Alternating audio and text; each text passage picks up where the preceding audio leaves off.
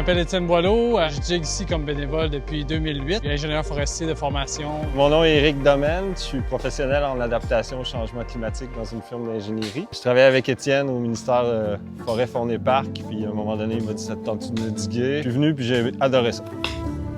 C'est comme un peu en médecine, on pose toujours un diagnostic avant de prendre une action, fait qu'on regarde la source du problème. En général, il y a deux problèmes, la pression des riders ou la pression générée par l'eau. C'est pas mal les deux choses qu'on a à gérer en trail building.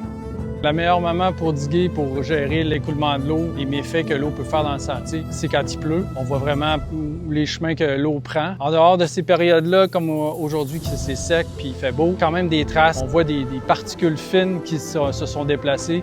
Une usure normale de sentier, elle a beau être construite parfaitement, il va y avoir une certaine usure, il va y avoir un creusement qui va se faire par le passage des vélos. Puis ça fait un effet d'entraînement. À un moment donné, l'eau se mêle à ça, puis elle va stagner, elle va pas plus s'écouler à l'endroit qu'on avait prévu. Pour le cycliste, c'est fun d'avoir des belles lignes. Les lignes d'évitement sont souvent pas optimales. C'est quand même important de prévenir ça. On a beau essayer de lire le terrain quand on est en conception, mais il faut vraiment mettre le sentier à l'épreuve pour voir les problèmes. On prend vraiment un stress test qu'on appelle, donc il faut que le sentier soit mis à l'épreuve.